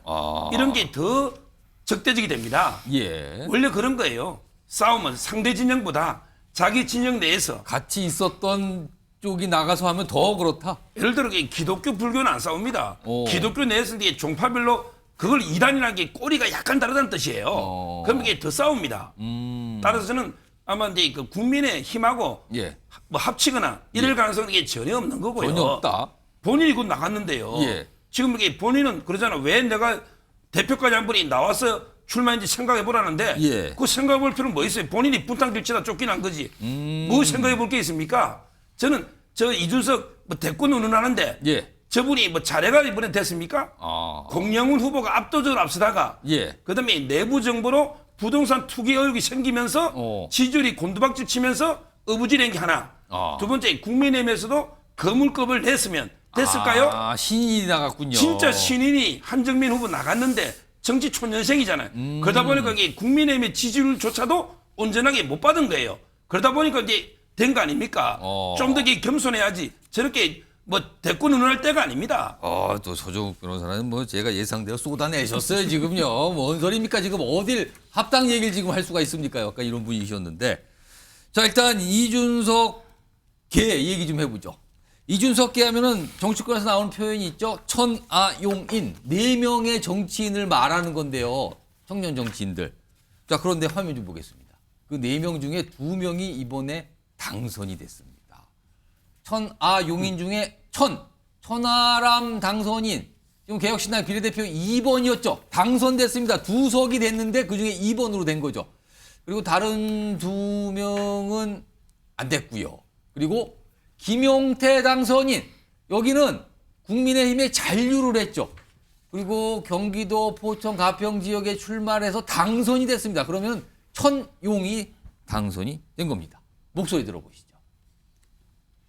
그래서 저희 개혁신당의 모두는 정말 한국의 마크롱이 될 수 있는 대선 주자 우리 이준석 대표를 필두로 앞으로 저희 개혁신당이 수권 정당의 길로 갈 수 있도록 최선을 다하겠습니다.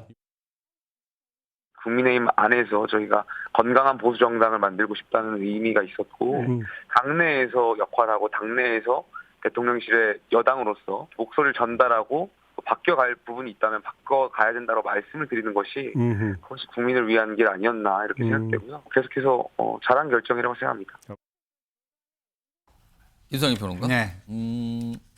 지금 이준석 대표와 함께했던 천하용인의 3명 중에서 1명만 비례대표. 네. 근데 남아있던 김용태 당선인은 국민의힘의 이름으로 네. 지역구에 당선이 됐어요. 그렇죠. 이거 어떻게 봐야 되는 거죠?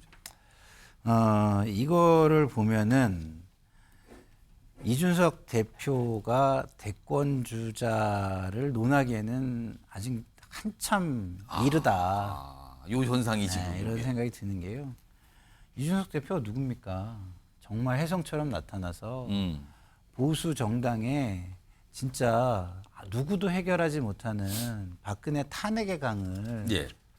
이끌고 모세처럼 이끌고 건넌 젊은 정치인이에요. 예. 그때 모든 사람들이 그 모습을 보면서 전율을 느꼈어요. 여의도가 상전벽해할 것이다. 쓰나미처럼 기존의 정치가 쓸려갈 것이다. 예. 이런 생각을 했어요. 근데 지금 뭡니까? 천하용인 4명 남았잖아요. 그중에 용은 체인지가 됐잖아요. 교체가 됐잖아요. 예. 근데 제가 보면은 이 천하용인 중에 용자를 쓰시는 분들이 되게 용한 것 같아요. 갑자기요? 네. 왜냐면 한 분은 잔류해가지고 본인으로 보면은 현명한 선택을 했죠. 본인이 무슨 답변을 했어요. 현명한 선택을 한 것 같다고. 그리고 새로운 용은 예. 사실상 제3지대의 통합을 이끌어냈잖아요. 누가 깼습니까? 자, 정치는요, 새를 모으고 동지를 모으는 겁니다. 예. 자기 아무리 똑똑해도 예. 자기 생각을 공유해주는 사람, 함께해주는 사람들이 많아지지 않으면 그 정치는 정치가 아니죠. 자, 요번에 요 천하용인 중에서 두 사람의 그 결과를 놓고 지금 이준석 대표의 리더십 문제를 약간 지적해 주셨어요. 자, 아무튼 이런 선상까지 어제 총선에서 나타나서 좀 정리해 드렸고요. 다음은요. 조국 혁신당 얘기 좀 해봐야겠죠. 여기는 12석을 지금 얻은 상태입니다.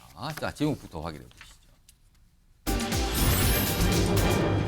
자, 호남 1위입니다. 호남 지역 세 곳에서 비례정당 득표를 뽑으며 보면 조국 혁신당이 1등으로 나왔어요. 이유가 궁금해지는 겁니다. 여기서요. 자, 그럼 오늘 조국 대표의 모습이 있었는데 들어보겠습니다.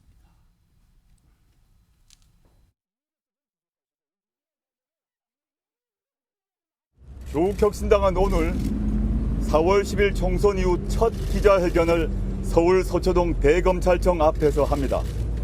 검찰은 즉각 윤석열 대통령 부인 김건희 여사를 즉각 소환해서 조사하십시오. 마지막으로 경고합니다. 역사 앞에 부끄럽지 않은 결정을 하시길 바랍니다.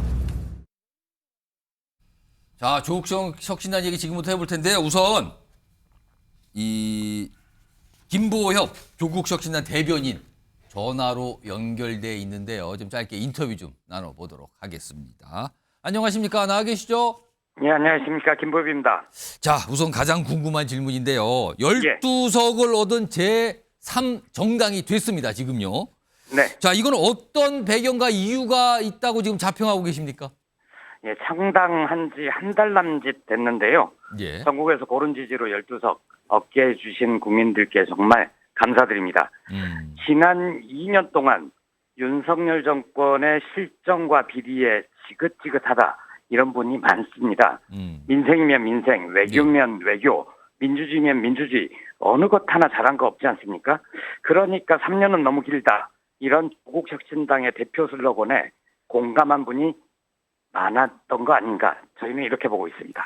자, 근데 현실적으로요. 그동안 나왔던 정치권에 아주 이게 유명해진 표현이 됐어요. 네. 지민비조. 현실적으로 이게 이 전략이 통한 겁니까?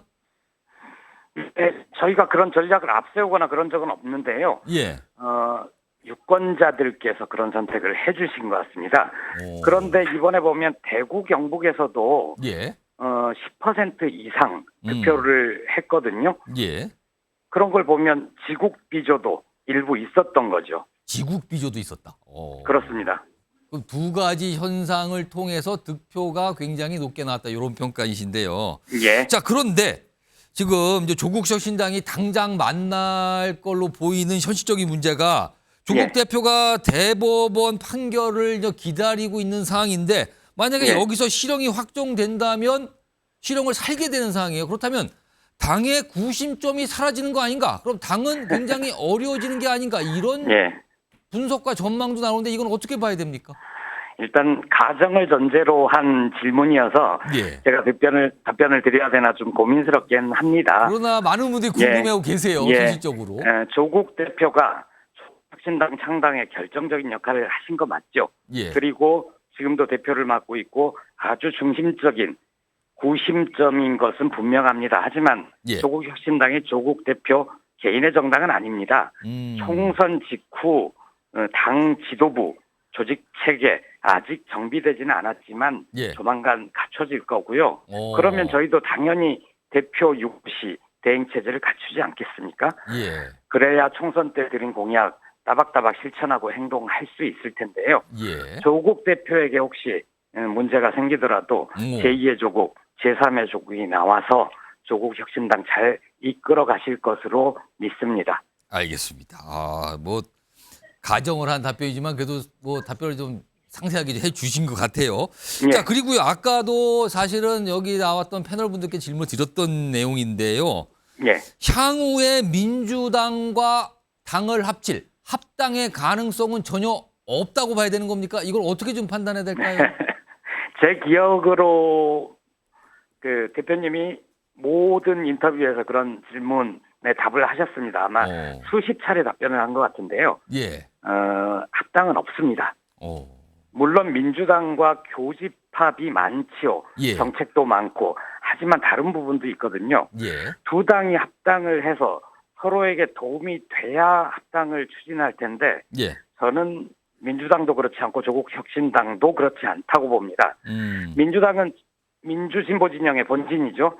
조국 혁신당이 독자적으로 법안을 발의를 할 수 있는 의석수는 갖췄지만 민주당의 협력 없이는 통과시키지 못하지 않겠습니까? 예. 당연히 협력을 해야 되고요.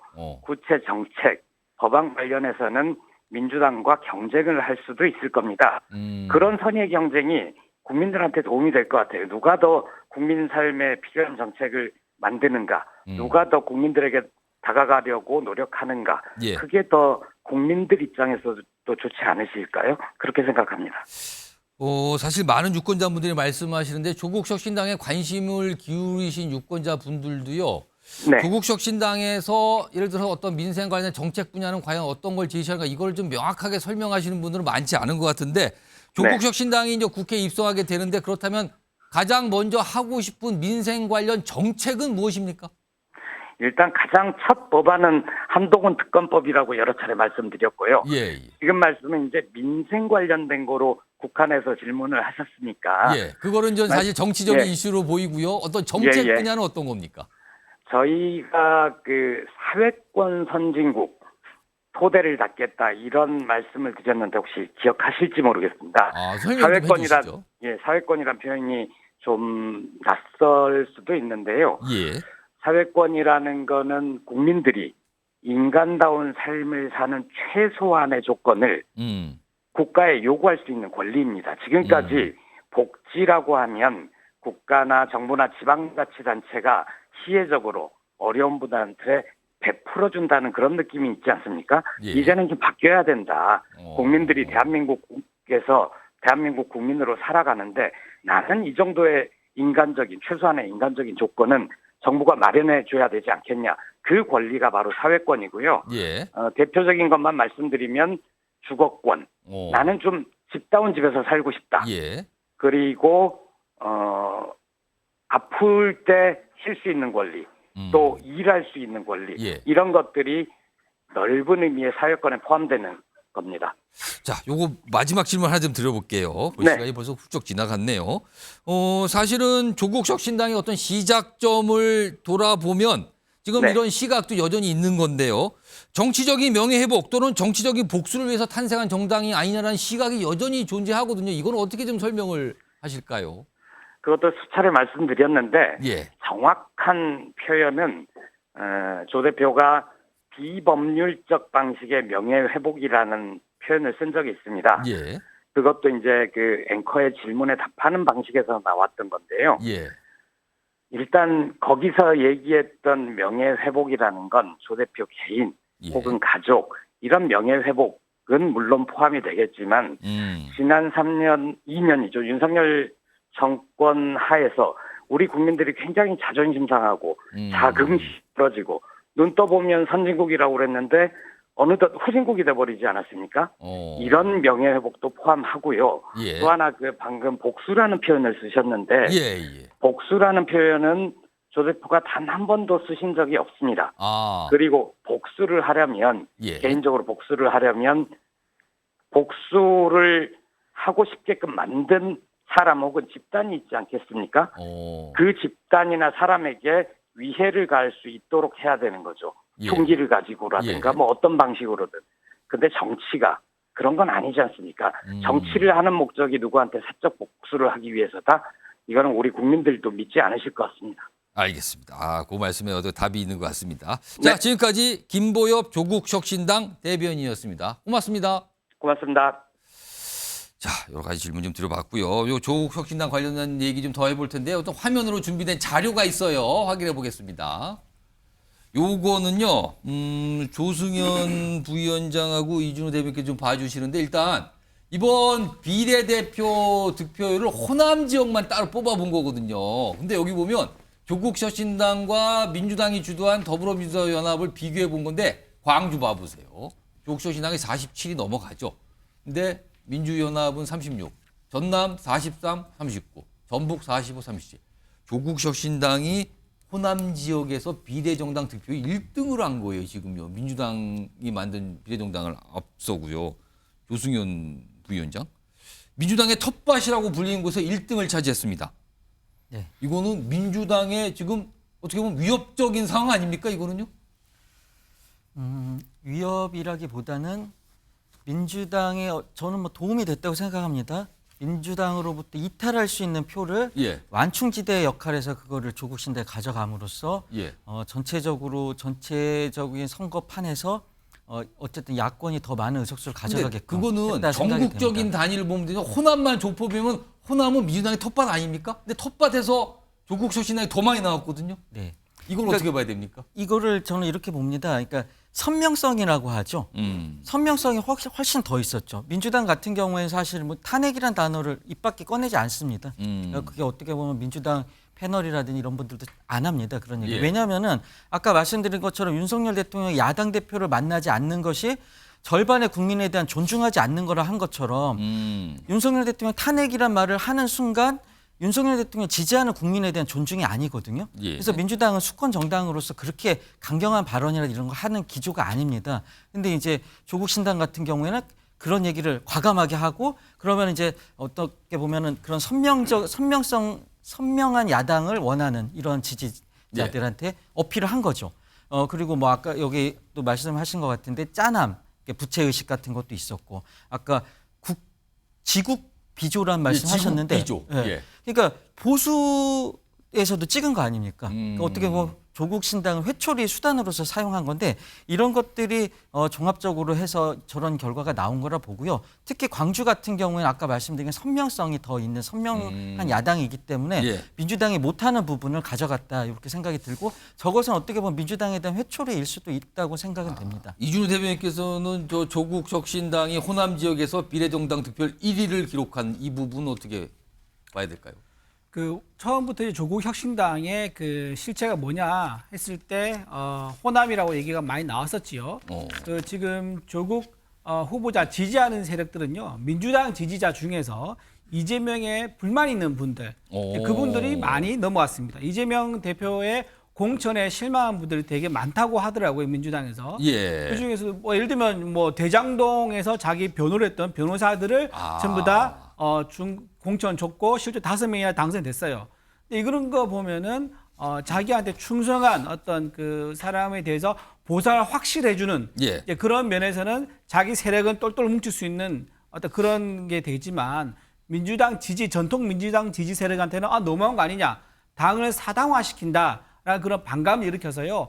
또 제3구 찾다 보니까 조국 혁신당 밖에 대안이 없었던 겁니다. 마침. 그래서 이제 조국당이 좀 호남에서 좀 인기 있었던 건데 아까 보니까 지국 비조라 하면서 예. 경남에서도 뭐 지국 비조가 나왔다 이렇게 얘기하는데요. 예. 저는 이제 생각이 좀 다릅니다. 거기서 지국 비조가 아니라 이제 거기서 이제 여기 투표가 얼마 이어지지 않았지만 지민 비조가 일어난 걸 가지고 아마 PK에서 이제 고향인 아마 이제 조국 후보의 고향인 거기서 좀 지지 나왔지 않느냐 이제 이 얘기를 하는 거고요. 그다음에 하나 더가 아까 보복이 복수다, 보복이다, 정치적 복수, 보복이다. 이거 아니라고 얘기를 정치적 명예회복 또는 정치적 복수. 그렇죠. 예. 아니라고 하는데 지금 모두 이제 사람들이나 언론에서 보복이나 복수로 한풀이로 출마해가지고 이렇게 하는 거에 대해서 질타를 많이 했었는데 그게 왜 이제 보복이 아니라는 것에서 제가 말이 안 되냐고 말하냐면은. 본인이 출마할 때 지금 내세력이 뭡니까? 윤석열 대통령 탄핵, 한동훈 특검. 예. 그러니까 자기가 가족의 어떤 비위에 대해서 수사를 했던 검찰청에 있던 최고 책임자들한테 본인이 안 갚으면 하겠다는 거거든요. 그래놓고 자기는 보복이 아니다, 복수가 아니다라고 말한 거는 좀 어불성설이라고 생각합니다. 자, 지금 뭐 여러 정당 얘기 나오는데 조금 더 남아 있는데요. 선거 관련돼서 좀 여러 가지 모습, 눈길 잡는 모습도 지금부터 좀 빠르게 소개해 드릴 텐데요. 우선 첫 번째 영상 좀 확인해 볼까요? 거의 막판까지 저는 마음 졸이면서 봤습니다. 한 1000표 내외에서 계속 싸웠기 때문에 마지막까지 마음 졸일 수밖에 없었습니다. 제가 강북권에서 유일하게 당선된 사람이기 때문에 강북에 계시는 주민분들께서 하시는 말씀들을 최대한 중앙당과 정부 여당에 잘 전달하는 역할들을 자, 영상 좀 볼까요? 지금 야당의 텃밭이죠. 통해요. 서울 도봉갑. 여기에서 국민의힘 소속의 김재섭 후보가 깜짝 승리를 한 거예요. 네. 자, 원인이 무엇일까? 여기 뭐 3가지가 있는데 경쟁 상대는 안기령 후보인데 이분은 차은우 후보다 이재명 이거 발언으로 굉장히 약간 좀 유명세인가요? 아무튼 좀 주목을 받은 상황인데 김상희 평론가께서 보시기에는 텃밭에서 민주당이 지고 여당 후보가 된 거거든요. 네. 민주당이 결과적으로 후보를 잘못 낸 겁니까? 아니면 다른 이유가 있는 겁니까? 후보를 잘못 냈죠. 네. 저는 공천 잡음 중에 한 곳이 여기였습니다. 여기에 이제 고 김근태 선생님의 부인이신 인재근 의원께서도 동의하지 않는 공천이 이루어졌고 그래서 처음에는 협조를 좀 약간 꺼려 하시는 그런 상황이었어요. 그러니까 굉장히 상징적인 지역에 그 상징성과 전혀 상관없는 후보를 공천했다. 약간 신인 그리고 친명색 이렇게 좀 평가를 받았단 말이에요. 완전 뜬금없는 공천을 저는 했다고 보고요. 그리고 일단은 인물에 그러다 보니까 진정성이 정치에 대한 진정성 그리고 지역구에 대한 진정성이 보이질 않았다. 반면에 김재섭 후보는 지역에 대한 진정성이 굉장히 느껴지는 모습을 보여줬다. 특히나 안기령 후보는요 지역 이름도 못 외웠어요. 네. 그리고 김재섭 후보의 인물 인지도도 꽤 기여를 했다. 저는 이렇게 생각을 하고요. 그래서 안기령 후보는 굉장히 또 정치를 많이 희화화시켜서 사람들이 정권 심판을 하긴 해야 되겠는데 정권 심판을 희화화할 수 있는 후보 아니냐 이런 우려가 있었지 않았을까 이런 생각이 듭니다. 자, 또 다른 눈길 잡은 어떤 모습은 여기에는 이낙연 대표, 송영길 대표 각각의 정당이 있잖아요. 화면 좀 먼저 보겠습니다. 여기 보시면요. 지금 각각 광주 지역에 출마를 했어요. 다른 지역구인데 근데 득표율이 2위를 했다는 공통점이 있는데 송영길 대표가 더 높아요. 17% 넘어서 선거 비용 전액 부전. 이낙연 대표는 15% 미칩니다. 2위를 했지만 그 송영길 대표만큼 못 얻어서 선거비 반액 부전이거든요. 관련 목소리 들어보겠습니다. 안 돼, 절대 그거 안 돼. 지금 끊어지면 안 돼. 지금 녹음하고 있으니까 말해. 존경하는 광주 서구갑 시민 여러분, 단식 7일째 절박한 심정으로 호소드립니다. 감사합니다. 다 끊어졌어. 이제 여보 그거 먹고 이깁시다. 그래, 파이팅. 그래, 사랑해 여보. 저는 패배가 확실시됩니다. 그럼에도 불구하고 광주 시민들께 감사드리고 싶은 마음이 앞섭니다. 광주 시민의 뜻을 겸허하게 받아들이겠습니다. 서정욱 변호사, 광주 지역에 두 분 모두 출마했는데 송영길 대표보다 이낙연 대표가 득표율이 더 안 나왔어요. 득표율. 이거 어떻게 봐야 되는 겁니까? 저는 조국 당이 이제 그 호남에서 1등한 이유하고 똑같다 봐요. 송영길 당이 이제 그 상당히 선명합니다. 조국 당보다 더 선명하죠. 그다음에 지금 구속되어 있으니까 동정심. 이 두 가지 때문에 앞섰고요. 앞으로 이낙연 대표는 좀 재개하기 어렵지 않을까. 이 정도 지지율이면 이렇게 봅니다. 짧게 그냥 짧고 간명하게 말씀하셨어요. 다음 하나 더 남았는데요. 정의당 얘기 좀 해보죠. 녹색 정의당으로 이제 이름을 내걸고 총선에 출마했는데 화면 좀 보겠습니다. 여기 보시면 지금 의석이 없습니다. 지역구 영석이고 비례대표 영석이에요. 결국 하나도 못 얻었어요. 녹색 정의당. 그리고 심상정 후보는 정계 은퇴 선언. 목소리 들어보시죠.